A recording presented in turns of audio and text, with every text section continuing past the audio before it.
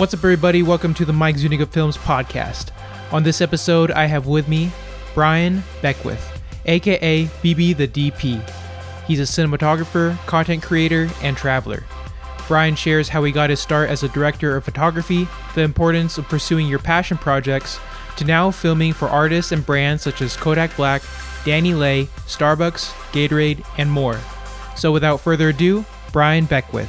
How's it going, Brian? Appreciate you being on the podcast, man. Mike Zuniga, it's good to be here, man. Hey, let's do this. Yeah. So I've seen you. The first time I seen you was on Instagram, and it was a video with you driving around in a Lambo. Oh boy.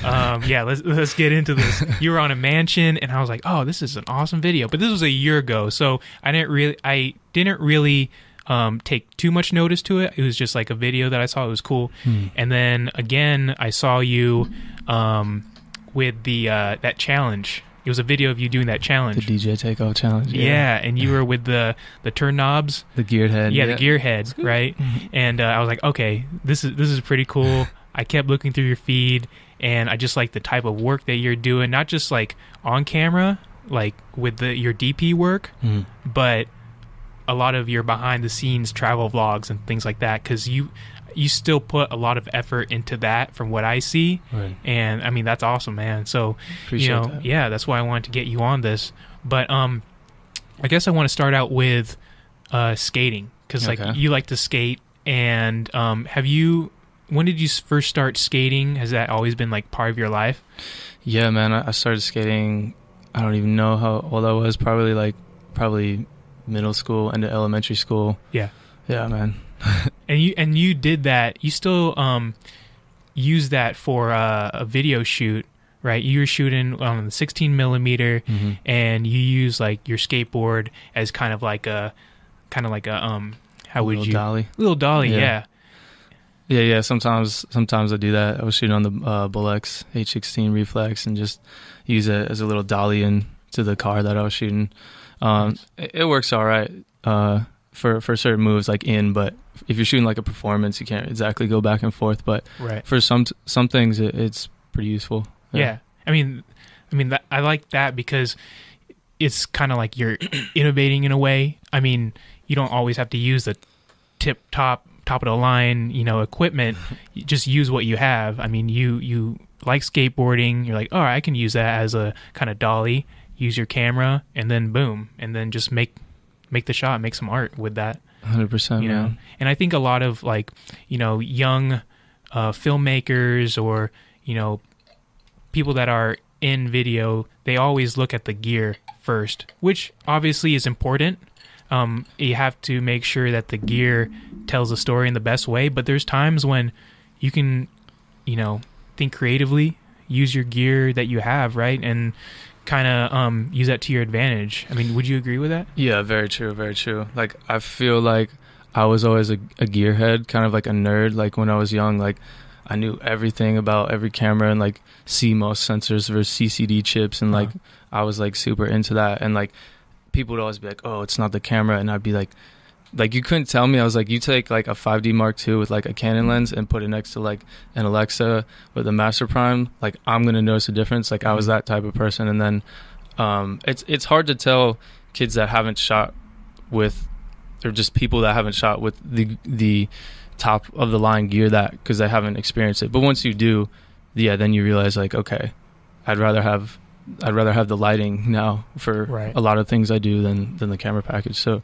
yes, it's true, but I get the other side, but no, it's definitely true. Yeah. It's definitely the person behind it, for sure. Exactly. Yeah. Just like the way you work with it and all that. Yeah. So did you go to film school? I did go to film school. I went to Columbia College Chicago, 4-year program. Yeah, got my cinema arts science degree, whatever, bachelor's degree. Yeah. Concentration in cinematography. So yeah. Are you from LA originally? I'm from New York. I'm from upstate New York, technically. Not really, but yeah, it's a town called Poughkeepsie, like an hour and a half north of Manhattan. Nice. Suburban dude. Nice. Yeah, man. Nice. For college, for film school. Yes. What do you? Because there's people that don't go to film school, because I personally didn't go to film school, and I know people that went to film school and are still, you know, super successful, and ones that didn't go to film school and they're super successful. So for you personally, what are like the pros and cons of film school?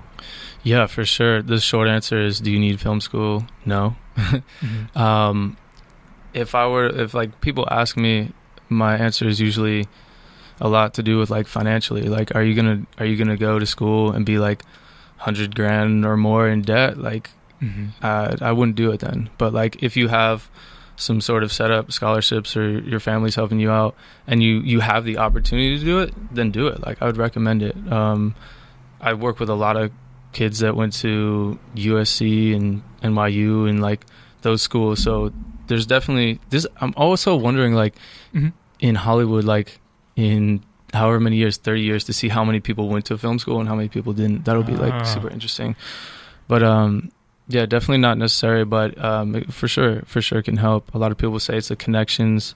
A lot of people are like, yo, what school should I go to? I'm just like, wherever you go where there's a market. Like in New York, probably Atlanta now, definitely LA. Like the biggest difference I saw between Columbia College Chicago and kids in LA was just their connections. Like they had teachers that were like shooting the latest Netflix series and like, whoa, you know what I mean? Like, and also again, financially, but just like their tax bracket of like families that were going to those schools. Like, yeah, I'm going to school with Mike Colgate, you know what I mean? So like we're shooting the Colgate freaking corporate stuff. Yeah, that makes sense. I mean, with school, I mean, from what I experienced, because even though my college didn't have a film school, so I kind of had to like do it on my own in a way. But I think college in general, I think like what you said, the connections that you have there, and I mean that's very true. Every experience is different.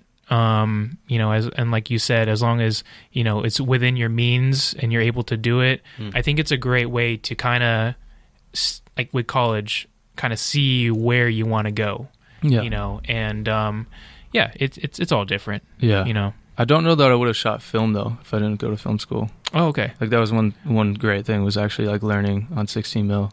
So, if you didn't go to film school, what do you think you would be doing? It's a great question, man. I was like, believe it or not, when I went to college, I was like either trying to concentrate on editing or cinematography. And I was like torn between the two because I liked both. But like the second I got on like an official set, I was like, yo, like this is definitely it. You know what I mean? Oh, okay. I'd probably be doing like similar stuff. Yeah.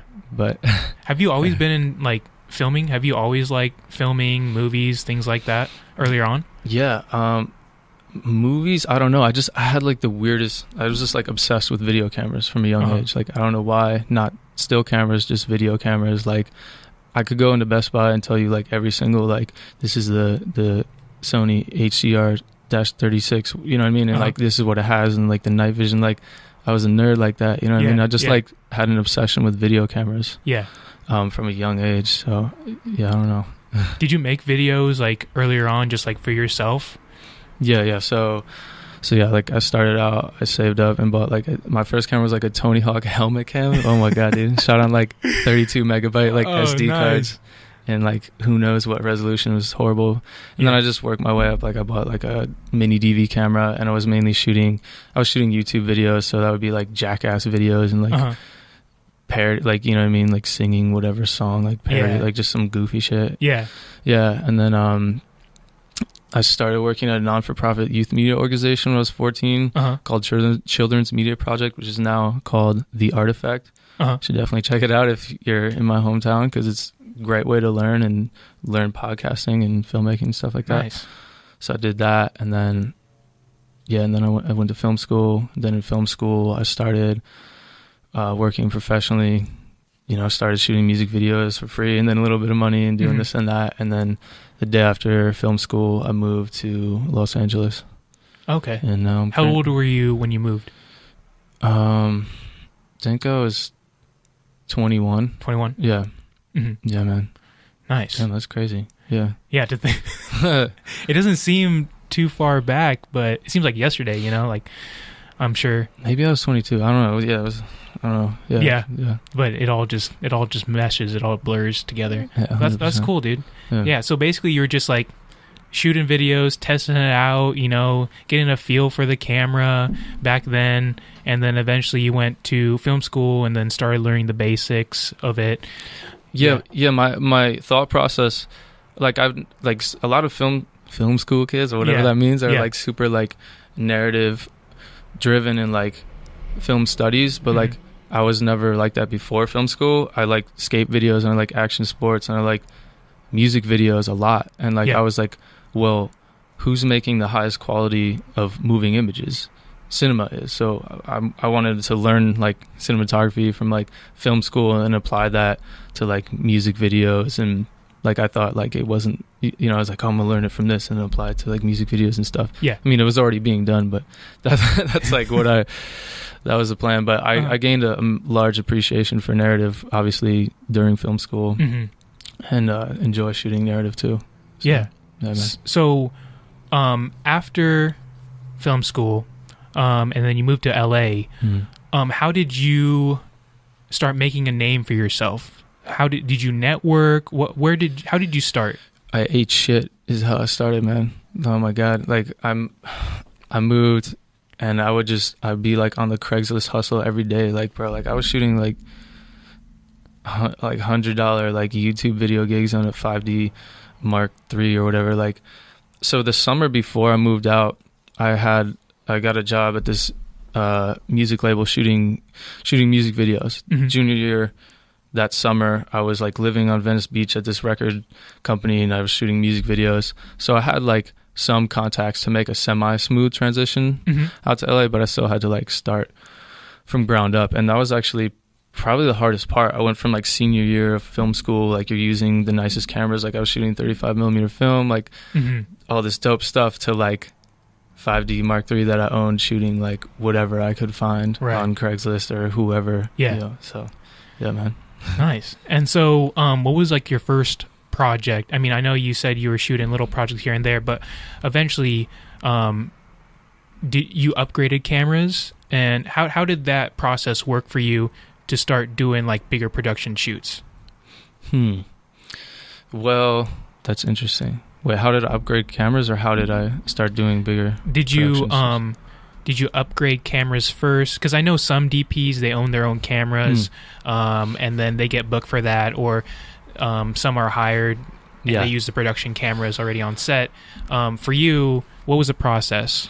So yeah, camera wise, I mean, like gear wise, I would just, every cent that I made, like I would like pay what I had to pay, but then I would just reinvest into my gear. So I bought like a used red Epic X and then like Zeiss primes, like still Zeiss ZE primes, and like, so I just kept on upgrading my gear, and I guess it did help to have a red. Like a lot of people were like, DP with red needed, you know what I mean? But everyone, their grandma owns a red out here in LA. So whatever. But anyways, but to shooting like bigger projects, like camera was cool, and it was nice that I had one, and like I could use it on some stuff, but a lot of that was just reaching out to people and like pushing my reel, because it's the work that matters at the end of the day, dude. It's not the gear, for sure.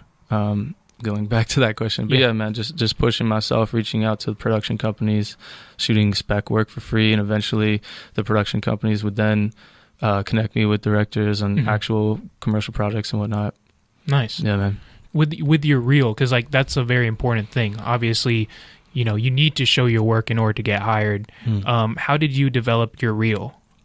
So, man, I just had so much stuff from like college, not necessarily film school, but just everything during that era.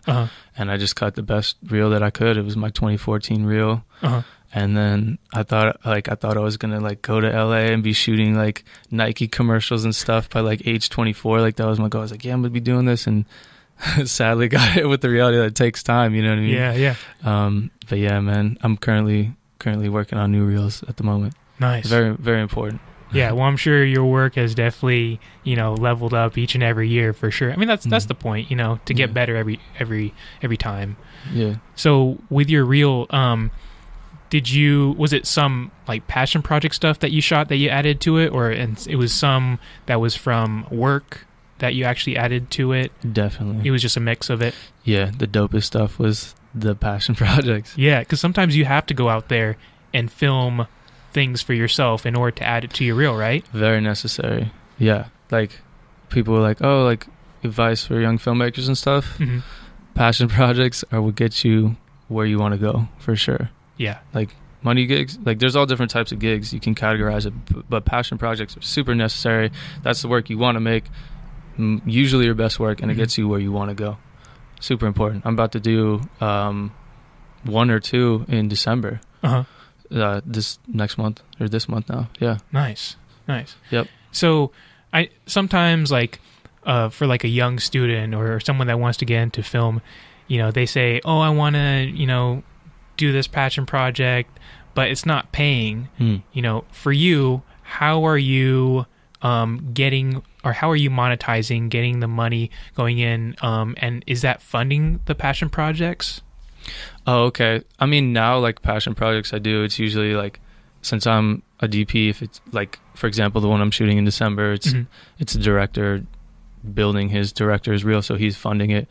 But how do you, like, fund your passion projects? Yeah, so, like, for example, like, passion projects, they don't, in the short term, they don't necessarily, you know, pay the bills. Right, correct. And you have to look at different types of work to pay the bills that are a little bit more lucrative.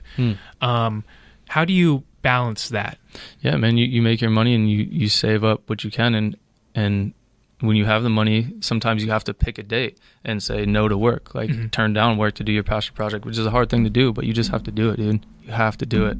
And yeah, like I'm a firm believer that any passion project you do might not pay off like right then or that month. It might be 2 years. But everything, like even those like travel videos, like I got jobs like off of those. Like I didn't even think I would, but I got like, yeah, like travel video branded content stuff off of that. Yeah. Ironically.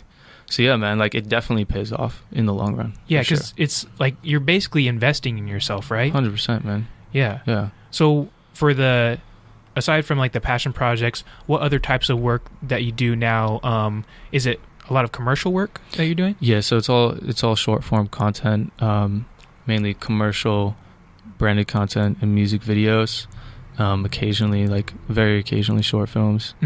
I just shot, well, not just, but I shot a short film last year called Story Ave, directed by Aristotle. It's doing pretty well in festivals right now. So nice. Check it out if you can, man. It's called Story Ave. It's pretty sick. But yeah, that was another like passion project. Sweet. Short film. So, and in terms of music videos, because you like to shoot music videos as well. I do. What was the most recent one that you were part of? That was a couple days ago. Man, I shoot so many music videos. One that like I enjoyed was the Dani Leigh Blue Chips video. It's probably like my most recent post, but it's like the underwater vibe. It's also on my website under music video, Dani Leigh Blue Chips. That was a fun one. I hadn't shot underwater tank stuff before, so that was a fun challenge. Were you in the water? I was not. We rented a tank. Like a fish tank? It sort of. It's like a big fish tank. Oh, nice. So were you shooting behind the glass, basically? It was like a big, huge tank. The talent was in the water, and you're shooting through the glass. Oh, that's pretty cool. Because I've seen... Because it's interesting to see the different types of methods when shooting underwater. Because, like, for example, like Jacob Owens, like we all see the fish tank, which is really innovative. It's awesome, and it makes a lot of sense. But you know, especially like things like you when you were filming the big, huge fish tank and want to get like a wider perspective. I mean, I guess that kind of helps in a way when you're on the other side of the glass and you want to get everything. But there's just different ways, you know, filming underwater. To clarify, it wasn't a fish tank. It was like a tank, like a big, huge tank built for what we're doing. For that. Yeah. So, was there any challenges when filming underwater? Yeah, and like most of it, I would say, is probably like not even lighting and camera wise. There is, but it's like temperature of the water, man. Like, you know what I mean? Like that was that was hard for her. Like, you know, it was kind of cold. Yeah. I don't know if you've ever jumped in like freezing cold water. Have you? Yeah. Yeah, you can't breathe. You're like, oh yeah. Yeah, so like, you can hold your breath longer if the water's warm and just stuff like that. You know, it's a learning lesson. Right.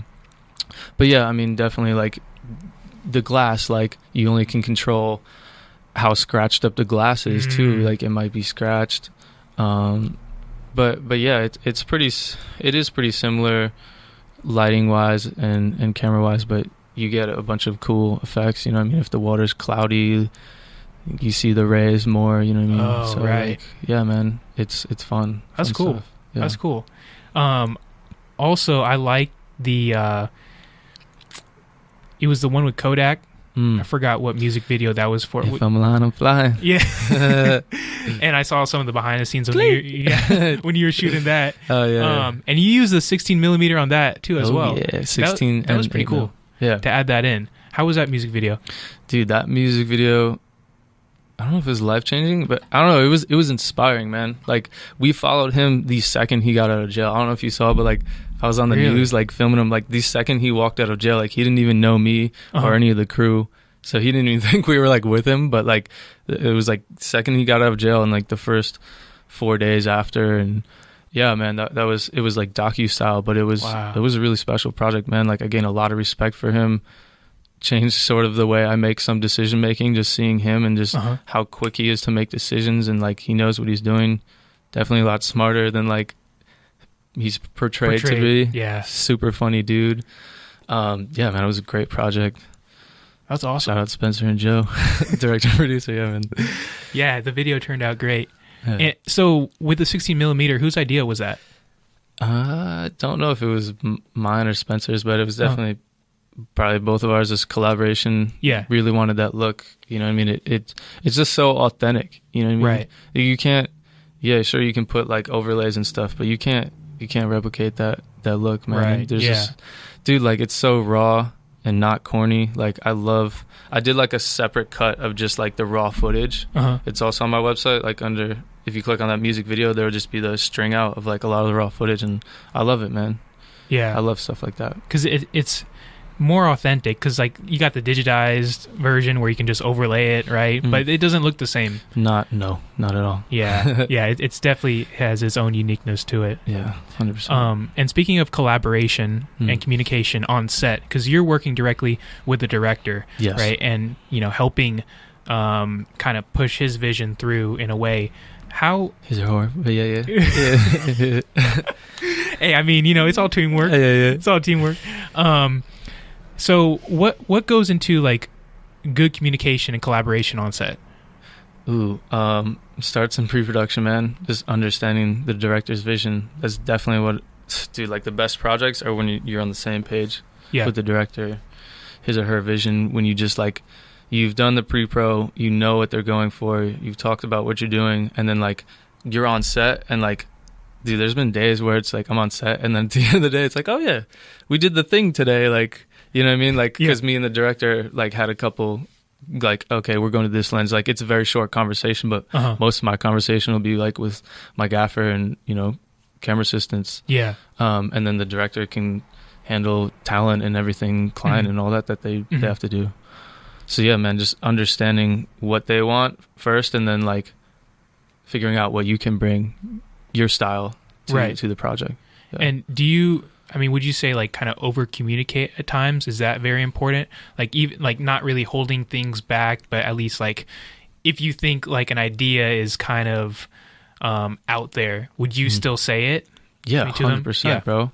Yeah. Like you're not, dude. Like you're getting hired for you. That's what you should be, man. It's all about your vision and hiring you for you, for sure. You gotta say what you think, and that's another thing too that they don't teach you in film school. That's a good advice for young filmmakers, is when to pick your battles, of like when you're gonna fight for what you want and when not to. Like you'll figure that out quick, but especially in commercial world, like if I'm on set, like I was on set for this very big brand recently, and it's like high key lighting, everything's lit up, and you know what I mean, they're like, if they're like, oh, there's like, 8 clients sitting on a monitor and like, oh, the screen's dark, like, can we brighten it up? Like, I'm not gonna be like, well, it's my cinematic vision to like, you know what I mean? I'll be like, yeah, hell yeah, let's add a light, like, you know what I mean? Like, there's maybe other people would argue that, but that's just how I am. Like, I know when to like not fight that, but like, sure, the Weekend Warrior artsy project, like, if someone's like, yo, can we do this with the light? Like, I'm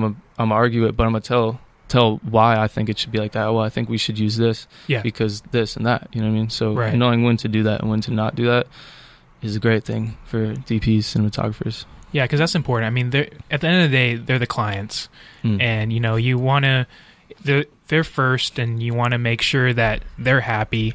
But at the same time, like you said, as long as you have like that boundary already set where they can respect you and your decisions and you respect their decisions, I mean, at the same time, it's a collaborative effort with them, right? Yeah. And also like that changes drastically depending on like, and we're talking about specifically commercials now, like that I would call like a commercial, right? Like high key, like a Crest whitening strips or like Downy commercial, like similar. So yeah, but there's plenty of like super cinematic, moody commercials, like, you know what I mean, Nike and Gatorade, like that type of stuff. Where I'm sure, like, I would definitely argue lighting if someone was trying to have me do something I didn't want to do.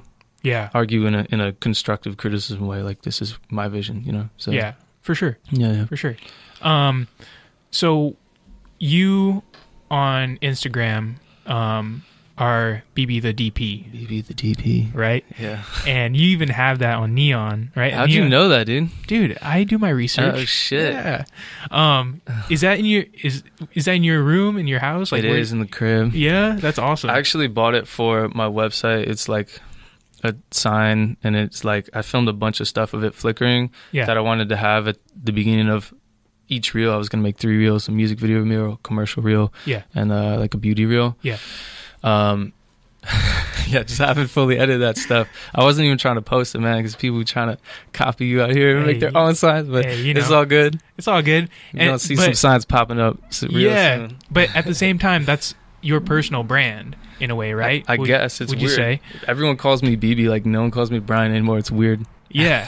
So like, not weird, but it's whatever. But yeah, it just kind of happened organically in a way. Yeah, that happened. Like, started at college. Really? People just started calling me BB. And then and then obviously you're DP, and then and like, for the record, like, I don't. If you see it on a slate, like, I never tell a second AC to write that on a slate. If they write it, like, if they write Brian Beckwith, cool. Like, if you ask me what to credit me as on a project, I'm gonna say Brian Beckwith. But like, if you put BBtheDP, like, if you put BBtheDP, sure. But that's not like an ego thing, and I'm like trying to push. Of course. Like, call me this. Yeah. Right. And you can't just say like, oh yeah, call me that. But but at the same time, that's kind of like your own personal brand. I mean, would you say that's important, especially in like the industry or like getting your name out there? What would you say is like most important about kind of like branding yourself? Because like you're kind of differentiating yourself in a way, because there's a lot of DPs out there, right? And even on your camera you have a sticker, BBtheDP. Yeah. So that's kind of like your own thing. Yeah, this is an interesting conversation that I think will change in like 2 years, 5 years. And it's like social media presence and numbers and followers, which I hate, versus like the actual work you're doing. Right. Most of the people I look up to who are doing the crazy shit, like the Mercedes commercials and stuff, have like 2,000 to 800 followers on Instagram. They're older dudes. That's before their time. Right. So it's like, it's definitely like Instagram and social media, and having a voice is for sure a thing. And it's definitely going to be a thing in the future, and it's good to like push that. I guess it's just like be smart about like the work still is what matters at the end of the day. Like, I don't think people are going to hire me because some goofy video I made. But I mean, you never know. But that still helped, Yeah. I'm not trying to take away from that. I'm just trying to say that like even now there's like kids like similar age to me that like aren't that big on social media, but are shooting projects that I would love to shoot. So yeah, man, it's just a balance, and the work matters at the end. But yeah, definitely figure out pushing your brand and everything. I'm not super business oriented, but some people like have like Jacob Owens. You can't. You got to respect that, man. He's he's making sales and selling products, and he has a whole brand. Like, that's dope. Yeah. So salute to that. Yeah, for sure. I mean, to each their own. And you know, and especially because nowadays I think a lot of people, and I've spoke to a lot of people, and they say like social media, you know, it's probably not the best in terms of like connection, you know, like physical connection, right? But definitely communication. And that's what I hear a lot. And so has that helped you in like networking and getting some projects, even especially like you putting your content out there on your page? Absolutely, man. I remember also like at the beginning of Instagram and stuff, everyone was like, oh, it's so like narcissistic and whatnot. And it was like, the way I tried to look at it was like, I'm not like bragging. It's like you have to constantly remind people of what you do. Right. It's weird, but like, hey, this is what I do and this is what I'm doing. And sure, I get hit up for jobs all the time, and they're cool. I don't want to like miss like a great. I don't want to like downplay that, because there might have been a super dope job I got off Instagram. But I would say it's more so like a lot of, like, every client that I work for like follows me and sees my stuff. So it's more like them keeping up with me, and that, like, if you follow me, you'll know like I'm really about that life, G. You know what I'm saying? Like, I'm really about the cinematography life. Like, I do this shit every day, and like I love it. So like it just sort of helps them like understand me and like connect with me more than like hiring me. Like all my jobs is still like word of mouth and referral, I would say. Okay. Yeah. Me personally. Yeah. I mean, same, like, likewise. I mean, I haven't really had to do any like paid ads or anything, but it's just the connections you make, because you never know, you know, this person might know another person, like, oh, they're doing a project. And 100%. Then as long as you are, you know, genuine and treat each person, you know, in the best way, you know, something will pop up. Maybe not now, but later down the line. Yes. Have you experienced that? Dude, yeah. I made like this little rant on that, because like, bro, like these people in Chicago that like I never worked with, but I knew, and like we were in like similar circles. This is 5 years ago. Like I just did a project with them like a couple months ago. So man, everything comes full circle.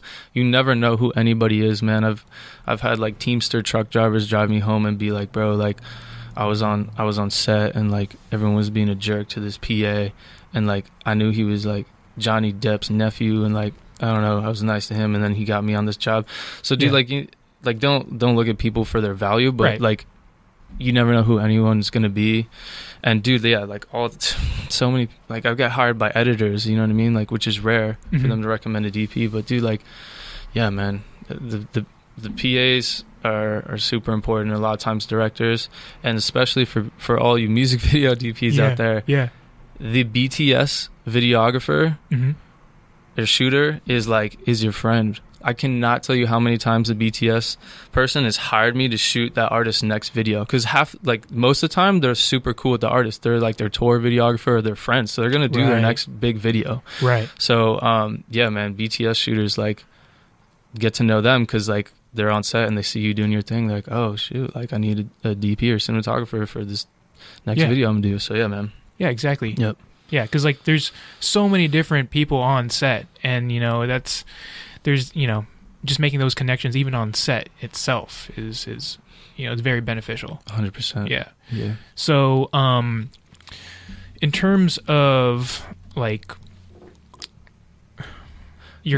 what were you gonna say? That's a fresh shirt, dude. You got the under. That's official, bro. Speaking of personal branding, yeah, I know, man. Dude, yeah. You know, I always like to wear this just because by now it's kind of like my uniform. I'm used to it. It's official, so, bro. You know, like it's part of me. You know, it's very professional. I appreciate that. Appreciate that. Well, while we're still on the topic of social media, we were talking about earlier before we press record. Oh yeah, about that video. Talking a lot. The video where you were driving the Lambo, you were on the mansion. Oh yeah. You know, and you were asking like what I thought of that. Yeah. And personally, I asked you like if you like doing that. Yeah. And you like doing those types of projects, right? Those are like more like passion, fun projects. Yes, you know? for fun. Right. Yeah. Personally, I mean, I thought it was cool. That was the first video that I saw, so you know, it was cool that you know you're creating. You know, I think some people can take it the wrong way, like kind of like showing off. This is what I need to hear. Keep going.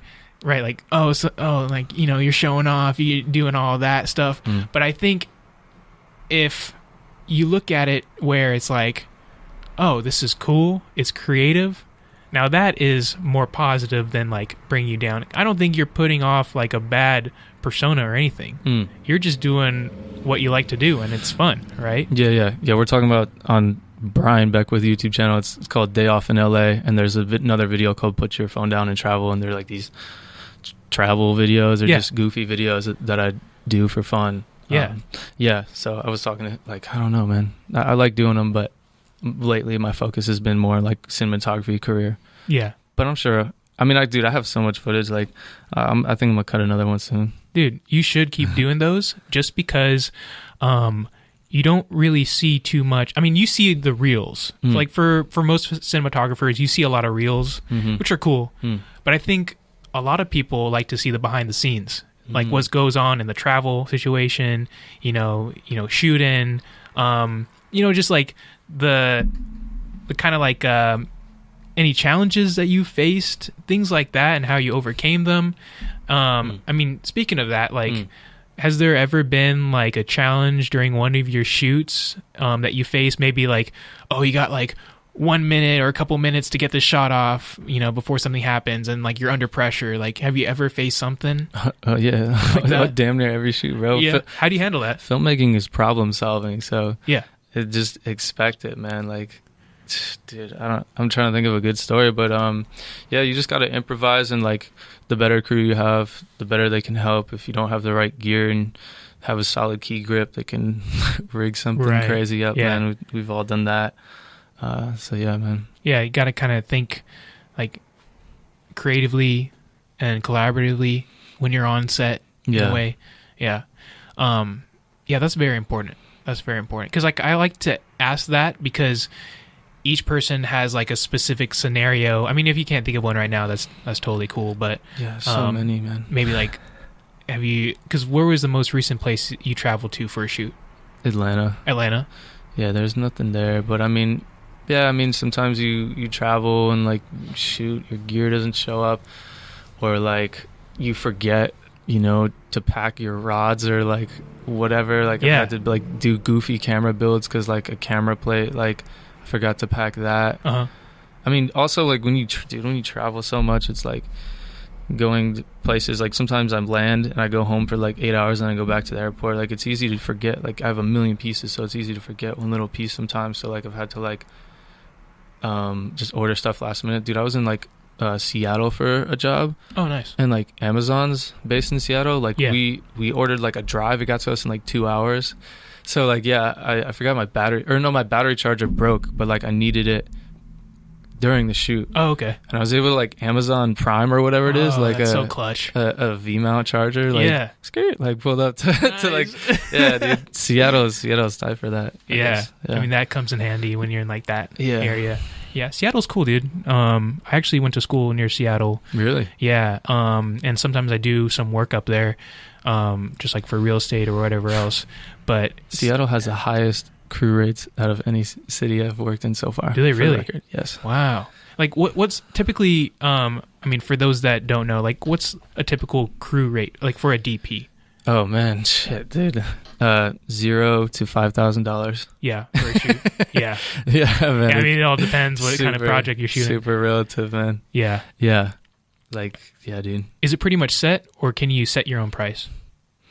Yeah, you definitely can negotiate your rate for sure.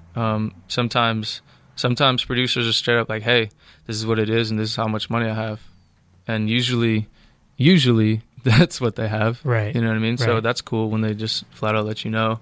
Sometimes you might overbid yourself, which is all right, but sometimes you underbid yourself. I just underbid myself this week. Yeah. I was like, damn, I feel dumb for that, but it's whatever. But you learn, right? Oh yeah. I mean, have you learned anything in terms? Because like, do you have to negotiate majority of the time, or they already have like a set budget and you like stick with that? Yeah, most people I work with like know like my normal rates, but there is a lot of negotiation. Not like crazy stuff, but it's like, yo, can you do this? Yeah, man. What have you learned like in like the negotiation process? Because like each person, whatever type of business. I mean, you know, if they're working for someone, working for a client, they're going to have to eventually negotiate and talk about rates and pricing. So for you, how has that process worked? In relation to like as your work got better over time. Yeah, man. You learn when you get screwed over, man.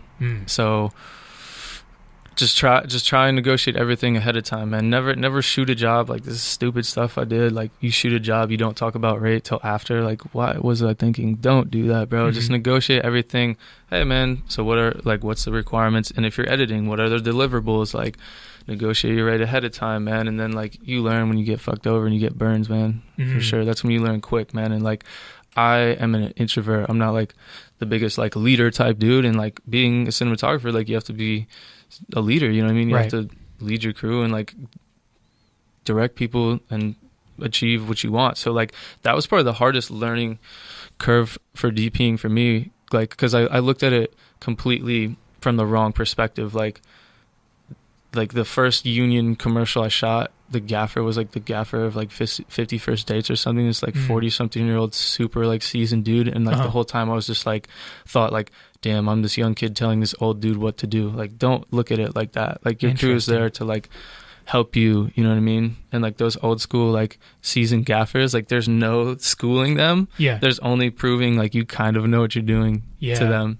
And once you do that and like respect them, like they'll go to bat for you. They'll get you what you want. Yeah, that's interesting. I like how you brought up like the leadership part. Because it is director of photography. Yeah, man. Right. So how did you eventually like grow as a leader over time on set? By learning. So if I learned, you know what I mean? Like a lot of stuff I was shooting in Chicago was like all by myself. I came up shooting, editing, and directing music videos. So all by myself, like most people. And then you know, I started to shoot more legit stuff. I mean, I still had crews in college, and I was used to like having a crew. Right. So I learned that way. But like also in the real world, when I started to have like bigger crews, I didn't know how to fully utilize them, and you just learn the hard way, like not getting your shots in time because you don't know how to direct a crew, and then people giving you criticism, and then you're really like, okay, I need to just man up and be like, yo, this is what we need to do. Like, again, it was just my mindset. I was looking at it like I'm telling people what to do. Like I don't want to be in charge, but you can't think of it like that, man. Like, if you involve your crew too, like in the creative process, like instead of being like, this is exactly what I want, like this and this, which you can do sometimes. This is a whole other conversation that some DPs are like that and some DPs are more collaborative. But if you can involve your crew in a more creative way, like I want, you know, just talk about the quality and the color of the light instead of a specific unit and let the gaffer decide, you know, then they're creatively, that's their input and they're more into it, stuff like that. Yeah, I like that because that's very important. I mean, that's basically what it is. Like, it's not kind of like telling people what to do, like you said. It's more like, you know, bringing in more creative intake in a way. So I listened to a podcast the other day and I forget what DP it was. I wish I could shout them out, but they were like, yeah, man, like everyone on the set is like a filmmaker too, you know what I mean? They all like do their own shit too. So that's I know it's like a super duper nice way of saying it, but yeah, man, like, yeah, man, just I don't look at people like I'm above them or anything like that, man. For sure. Yeah, that's important. Helicopters. Oh yeah. Yeah, you do a lot of that. So for you, like, what goes into creating like a really good aerial video? How does that process work for those that don't know how video is shot in the helicopter? Are we talking like just an aerial video edit, or just like are we talking just shooting aerial videos from helicopters? Well, I would say because like not necessarily like shot over, because you were talking about you shoot on the side of the helicopter. So we'll just talk about like your experience and filming. Yeah, man, not super legit yet with the whole shot over and Cineflex wave. One day though, that's a goal of mine for sure. So yeah, I've done a lot of like it's open door helicopter flights, photo flights. A lot of people advertise them as, and I've learned a lot by just starting shooting handheld to shooting with gimbals to shooting with gyros. Sometimes you could get gyros, like they're called like either the Canyon 8x8 or 4x4. Like they have a bunch of different models of gyros, and you just bolt them to your camera, which is like old school, but dude, it's sick. Like super smooth. You get great results like handheld with gyros. That's a great way. You actually should have a gyro too if you're shooting photos. Like a lot of photographers don't do it, but some do, and it just it keeps the shake out. Right. You know what I mean? So gyros is great. Gimbals, like what gimbals work better? I was telling you the Ronin MX works better than like the Movi Pro. Yeah, because it has technology in it to sense the G-force. Like the G-force is the biggest thing that's gonna throw a gimbal off in helicopter. And like I've spoke to Freefly, and they're cool, but you know, they're like, dude, like our product is not designed to be used in a helicopter and withstand that type of G-force. Because they're like, what are you doing? And I was like, I'm doing like extreme left-hand orbits and like descending over buildings, and like this thing is just like going crazy, but it just can't take the G-force for sure. I mean, maybe if it's you're just like cruising, then exactly. Yeah, okay, cool. And that the gyro, it's hooked up right to the side of the helicopter, right? Yeah. So there's like little gyros you can bolt to your camera and do handheld, they have like these old school mounts. There's like a Tyler mount, and the one I use like bolts to the seat of the aircraft, and then it's on like this little, sort of like a it's like this rocker, but you bolt the gyros to it, and it's like a machine gun. You feel so badass. You're That's like so cool. Shooting out like get the shot. Yeah, man. That's awesome. And when you're in a like deep orbit, you're like holding on to like to keep it when it's really like when you hit the G's, man, you gotta like. That's crazy. Yeah, it's fun, man. That's I awesome. Love it. I love it. That's really cool. Yeah, that's really cool.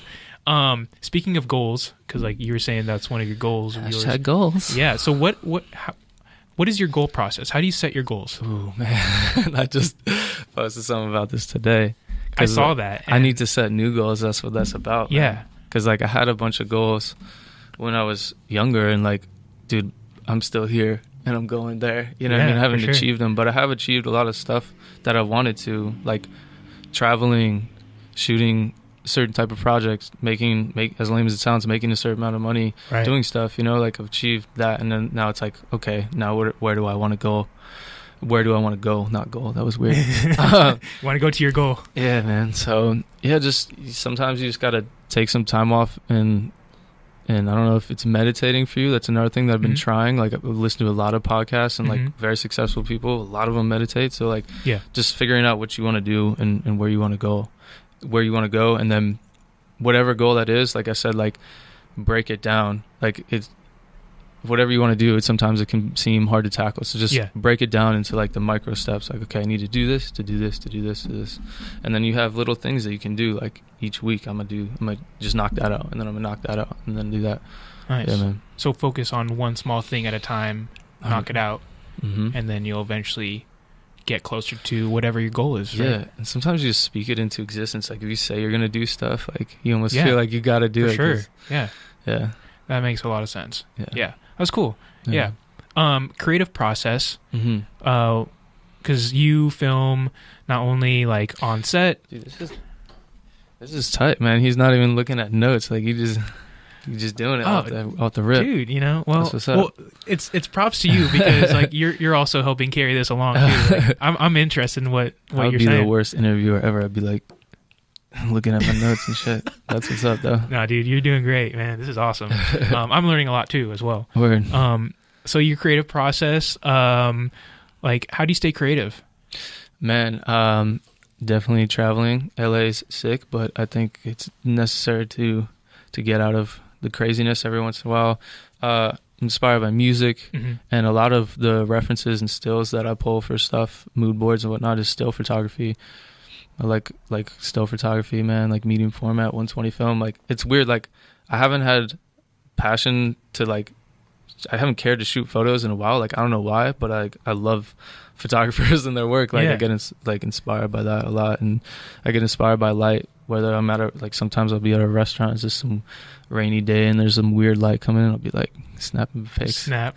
People are like, what's going on? But is it on your phone or camera? Or? Oh yeah, my phone, dude. Dude, the phone's like, you know, it's easy, bro. Like I'll be sitting on I was sitting on a plane the other day, and like I had a cup, and like the light was coming in like super harsh on the cup, and it was like refracting and like creating this crazy light. And nice. I was like, damn, I'm gonna do this in a music video. Like I'll shine like some crazy punchy light into this cup, and like reflected on the artist's face. Like, it's gonna be dope. You know what I mean? Interesting. So it could be anything, man. Just keep an open mind. Yeah, just I like what you said, like going out from your usual spot, and that can eventually spark something new, in a way. Sounds corny, but try new things. And then like kids too, like a lot of people I work with now are like having kids, and like I'm not around kids a lot, obviously in LA, but like dude, like they're inspiring because they just think whatever, and like, you know what I mean? Like there's all the society rules like haven't been like implanted into their head yet. Right. So like they inspire me the way they're so creative, Yeah. They like, just let their mind run. And sometimes they're real straightforward too. It's funny. It's hilarious. They just say whatever is on their mind. For real.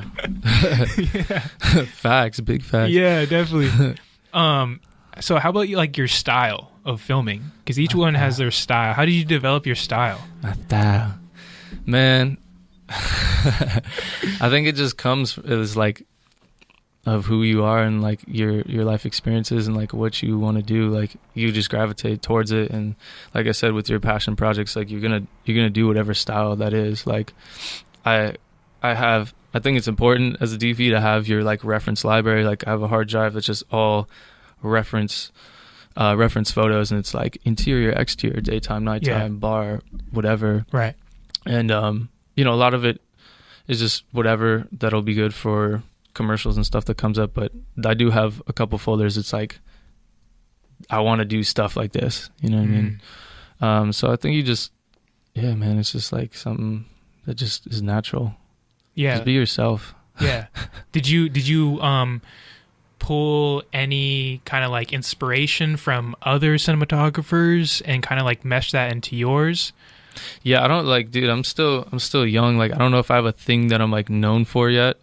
I definitely like, probably would like to like be more of like known style. Yeah. I think that'll naturally happen. Yeah. But yeah, man, definitely inspired by other cinematographers' work too. Yeah. Nice. You got to respect the OGs, man. Oh, for sure. Yeah. But eventually like, kind of like pulling from theirs, but kind of making it in your own way. I mean, it's always evolving. For sure. Yeah, I mean, like in film school, I had to study and do like papers on like camera movement and obviously lighting and stuff like that. Yeah. But yeah, I don't know that I try and like cop someone's style. That's a great lighting exercise though too. Like that was a great exercise we had in school, was like to pick a frame from a movie or just anything. Just pick a lighting. Yeah. And we showed up to class and like we would recreate it, and like that's one of the best exercises you can do. Like, just figure out how stuff works and how you're going to achieve it. Yeah. That's cool. Yeah. So for your why, like, I just wanted to ask, like, why do you continue doing what you're doing? Because I love it. Yeah. And that's basically it. You just love it? Yeah, just love it, man. Like, I wouldn't do it if I didn't like it. Like if I just wanted to make money, dude, like I would be doing something that was way easier to make more money, Right. Which was always a thing. Like, when I was a kid, like I was into like hustling, not like drugs and shit, but like flipping shit on Craigslist and just like buying shit and selling it for more. Like I always liked that. So I was like, when I was going to college, I was like, damn, do I really want to go to film school, or do I want to go for like business and entrepreneurship? But I really sat down and thought about it. I was like, come on, man, I'm lying to myself if I go for business. Like I hate school anyways. Like I can never do that. So yeah, what was the question, dude? It was like your why. But I think you definitely, you're answering it. Yeah, man, I just love it. Yeah. I mean, you kind of were led towards cinematography a little bit more, and I mean, you kind of followed your gut, would you say? And then that's kind of how it helped you. Because, I mean, I'm sure there's people that are in the same position that you were at back then, some students that were thinking, okay, like, I kind of want to go towards this, even if it's, like, in the creative space. Yeah. But it's between practicality from what they hear in society and then what they want to follow. That's so weird. Like, sometimes people are like, oh, man, like, you moved to L.A. by yourself, and, like, it's a big deal. I'm like, it's not a big, like, I don't know. I mean, maybe, I'm sure it is to some people. Like, I don't know where everyone comes from and whatnot, but maybe it's just the way I was raised. You know what I mean? Like, dude, like, even if you work at a grocery, like sometimes people at grocery stores like, oh dude, like I'll talk to the cashier and like, oh that's sick that you traveled there or whatever. I'm like, dude, you could do it. It's not as much money as you think, dude. Just you can save up the money. I mean, again, I don't know if they're supporting their family or something crazy. Yeah, that's a whole nother story. But man, like it's so doable. Like you can, like the fact that I could pack up and move to like anywhere in the United States tomorrow, like if I want to, is like that's the ultimate freedom to me. Like that's another thing too, like why I love what I do is because like I'm a freelancer. I can do whatever I want. Like I could go travel for 2 months around the world if I wanted to. I'm not going to, but having that freedom is everything to me. You know, it's like that's a great point that you have there. Yeah, because not too many people think about that. Like there's ways, and it's obtainable if it's within your means, right? But you can do it. Yeah, you can do it. Whether you're in film or whatever else, because there's a lot more freelancers that are popping up now, and I think I forgot what the statistic was, but I think by 2050 like half the workforce or something like that is going to be in freelance. Wow, sir.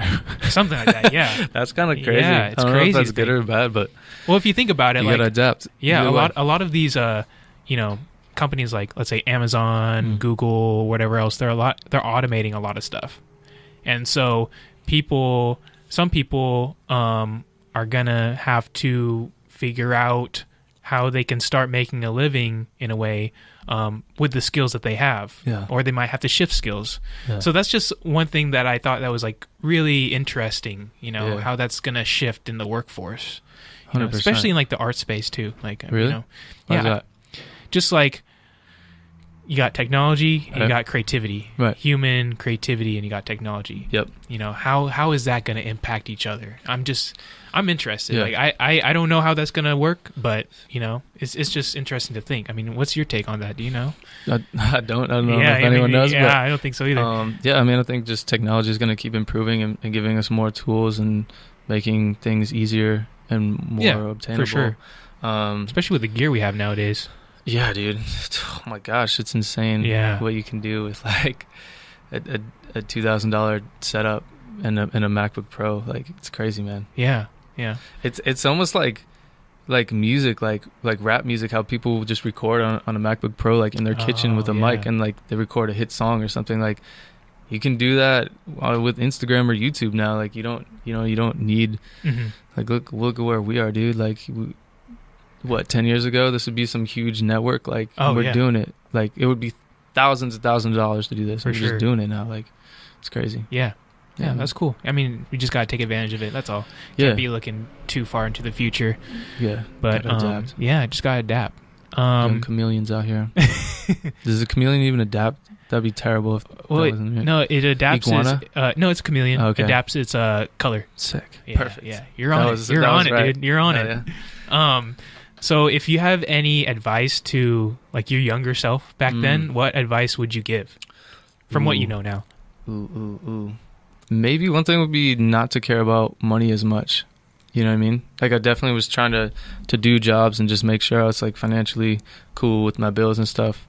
But yeah, man, just those passion projects and not caring like about the rate and stuff like that. Like if it's a dope project, do it, man. Like you got to do it.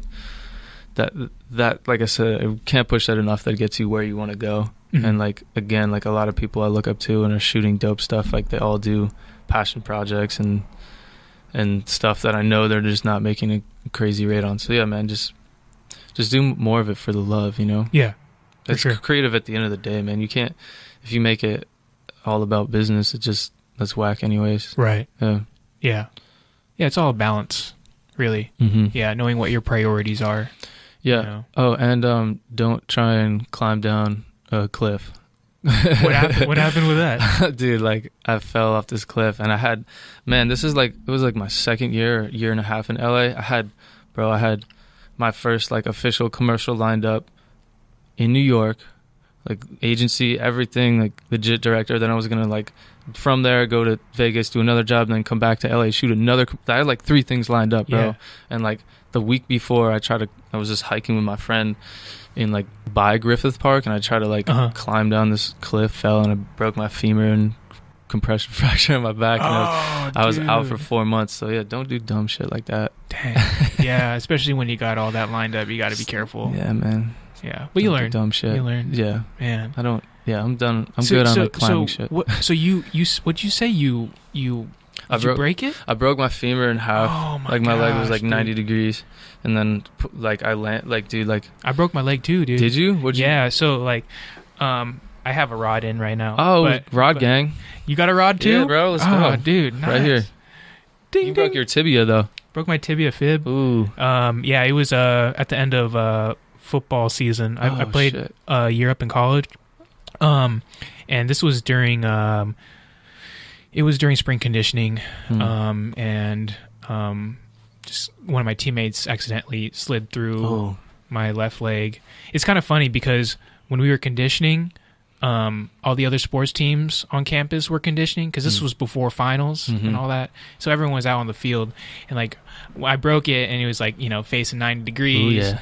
And I was like, oh man, that's weird. So I put it back. Same, dude. Yeah, crazy. Because it's the shock. It's the shock. You want to put it back together, right? Yep. And then it's funny because like I saw, like I was looking around, and then everyone just ran. They just ran. They're like, yo. You're just like, yo, I'm out. But I'm like, yo, I need help. Yeah, but it's such a vibe kill though. Like, yeah. You're at the skate park, and like seeing kids like snap their ankles and shit. It's just like such a vibe kill. You're just like, fuck. Yeah, it's one of those things. But I would have stayed there. I would have helped you. I'd be like, damn, get this man some help. I appreciate it. Yeah, dude. Hell yeah, dude. Yeah, but like, just like real quickly, like things like that. Yeah. Those are traumatic situations in your life. And for me, I didn't know. Because I kind of liked film and stuff like that, but I like, I was, all that other stuff, that film went on like the back burner even before this happened. I was playing football, I was in, business, but I was a part of different groups, even through high school. So film wasn't even in my mind. Interesting. But I did like filming it whenever there was a project in a class that required it. Yeah. And after that kind of like shifted. And, I knew I wasn't going to play football forever. So, after that happened, I still wanted to be with the team and help them. So I started creating highlight videos for them. That's sick. And then eventually started doing that for the other sports teams on campus. But that kind of like shifted. But that also helped in a way, like, getting over adversity and challenges. I mean, how did that help you? Because, like, obviously it's kind of like a, something that really changes like your mindset in a way. Yeah. And how does that process for you going through that? It humbles you a lot. Yeah. You're like, wow, you take a lot of stuff for granted, man. A lot of stuff, bro. Like just walking in general, like, you know what I mean? Like, whoa, like I can't. And it also became apparent to me that like what I do is very physical, even like movie operating. Like I got to have everything like intact and be feeling good. You know what I mean? Right. So yeah, man, just the injury humbled me a lot. And how'd you get through it? Man, I had to go back home to my parents' house in New York, so I had to fly. Dude, it was a terrible experience. Especially up in the altitude. Bro, I couldn't even sit down. Like, man, it was bad. Yeah. And then, yeah, dude, it's just not cool when you're like 23, 24, having your parents have to tie your shoe for you. Like, that's not sick. But yeah, man, I bought the American Cinematography Manual, and I was like, I'm going to read the whole thing. There you go. I didn't read the whole thing, but I learned some stuff, man. I was able to, like, consume a lot more content, and I was like, I tried to make it the most productive I could. I was like, all right, I'm gonna be watching tutorials, and like, because I hadn't done that since like high school. That's when I watched mad tutorials, like, you know what I mean? So I tried to make it the most productive I could and just bounce back as soon as I could. Like physical therapy took very seriously, did everything they said. I was like, I'm gonna be good, like I'm gonna be good to go. Like I just wanted to get back shooting and working. Yeah. That's cool. That's using your time wisely while you're just sitting there and playing with your thumbs. Oh, dude, never. That's all it is. Just staying hungry, staying humble. That's all it is. We eating. That's Rose, right. Yeah, that's right. Yeah. Any future plans, dude? There's a lot of future plans, like for career, travel. Like, what do you? Yeah. Just wife like and kids. What's going on? That's like way down the line. Like what's going down? I would say, like what's your end goal?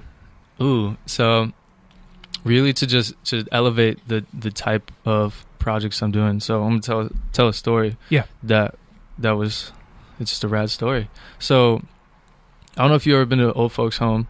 Have you before? Like a retirement home? Yeah. Yeah. Yeah. So, I've had grandparents that have been in them, are in them, and like, you know, you go to visit them and you start talking to other people, and like, it's kind of a weird vibe sometimes. It's like you realize there's a lot of regret, and like, that's one of the scariest things in life, man. And like, some people just don't have hobbies, and it can be slightly depressing. But when I moved out to LA, crazy story, I was selling a lens on Craigslist. The dude that wanted to buy it was the owner of Paralinx wireless video transmission, and I was like, saw his name, and I was like, dude, I'll sell you this lens for the low if you like just get me on something, you know what I mean? He was like, all right, well, I'm DITing the ASC masterclass, so sure, like, you could come be my assistant, you know, and basically go to the class. What is that for free. masterclass, by the way? The ASC, American Society of Cinematographers, hosts a masterclass. I think it's yearly, and they have, like, you know, all the big ASC guys come. Bill Bennett teaches like a car lighting tutorial.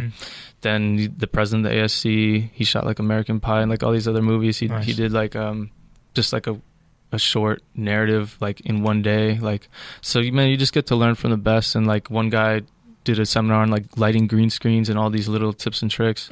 And like the people that go there are like ranging from kids just out of college to like this Canadian DP who was like super legit, you know, and they just wanted to like be around other DPs because he's freaking working all the time. Like, you know what I mean? So meet a lot of cool people. Anyways, so going back to the story, during lunch, I'm sitting down with, you know, all these like, I don't even know if they're retired, but like old school dudes. Like, I was like sitting next to a dude that shot like Spider-Man, next to a dude who shot Coneheads, and I'm at this table, and like these are all old dudes. And for the first time in my life, I was looking at like older people and was like, I would kind of be cool like being them when I'm old. Like, they were so passionate about what they did still, and they just wanted to like give back to the youth and like teach us stuff. And that was super dope. They were passionate about that, and I didn't see that at the old folks home. Like, a lot of people worked for their retirement and pension and whatever, and now they're just living. But these guys, man, damn near like shoot until they die, you know. And that was at the that was the ASC masterclass at the masterclass, lunch, man. Yeah, man. So that was eye opening. Like, wow, these guys really love what they do, and I think they're cool. I think these old guys are cool. That's awesome. It was the first time I thought that, you know. It's cool. Yeah, it really puts things in perspective. Like, when you're speaking to ones that are older, they have more experience. Dude, those dudes are like walking encyclopedias, so not like incredibly knowledgeable. Yeah, it's crazy. Sorry. No, dude. Yeah, and it's like you have to like kind of put your ego to the side and just listen. Listen, right? Yeah, that's the most important thing. I asked him so many questions, dude. That's awesome. Like, I'm that guy. Like, this is another thing too. Like, when I was first in LA, like, I would shoot and then I would crew. Like, I would AC occasionally, and I was gripping on this like HBO Showtime movie, and like at lunch I was the older dudes don't want to talk about film shit at lunch. They just want to talk about whatever, you know what I mean? Because they do this all. But I was that kid who was like, I was talking to the DP, like just asking him something. Like, I didn't care. I was just like, for sure, you know what I mean? But you could tell like I wanted to shoot real bad, because I was just like, man, what'd you do? And this is your camera, and you know what I mean? Right. Whatever. But you know, I think the cool thing is like they'll see that passion. Yeah. And I think, you know, I'm sure before, like, they were in, like, your shoes. And, you know, they're passionate about doing that. And I think they'll see that passion within you, and I think they'll be cool with it, you know? Yeah. You know, I've experienced that, too. You know, like, I was passionate about something. I spoke to someone, and, you know, they kind of had the similar passion, and they were older. But, you know, I think, yeah, it's not a bad thing to ask questions. Not at all. As long as you're, like, genuine about the questions. You know? A lot of, and that's a whole new topic, is like people DMing you and responding, and like if you respond or not. I try and respond to like mostly everything. I think I do almost everything. Unless you're just like, how do I get put on, bro? Like, I don't know how to answer that. Right. But gotta do the work. But man, shout out DP Chris Saul. He's like super legit DP, and like, again, like, I would just email DPs that I looked up to and thought their work was super dope, like when I was younger, and he was one of the only ones that responded, and he was like, you know what, dude, I did the exact same thing you're doing when I was probably your age, and no one responded to me. And he's like, I always told myself that if someone reached out, I would. So that's why I'm going to respond. And this dude, like, he's a busy dude. Now he's got a family and stuff. Like, I still never met him, but shout out Chris Hall. Yeah. Look up his work. Super dope. And yeah, man, he would take the time to like write paragraphs. I would be like, yo, this project was dope. Like, how did you like this? He would just email me back like paragraphs. Like, and I wasn't giving him anything. Like, so, wow. So that is definitely like inspired me too to like do good to other kids too. Like, again, like if you DM me and like, damn it, don't DM me every day, but shit, like if you ask me questions, like I try and respond. Yeah, you know, for sure. You got to show love. That's it. Giving back to the community. Yeah, man. You know? Yeah. Well, that's it, dude. I mean, I really appreciate you being on, you know, sharing your stories. I definitely learned a lot. So thank you again. Dude, thank you, man. Thanks again for listening to this episode. I hope you enjoyed it as much as I did. I'll be putting Brian's social media links in the show notes so you can stay connected. And if you receive great content out of this episode and know someone that can benefit from it, please share it. So thanks again for joining in. And until next time, I'll see you on the next episode. Peace.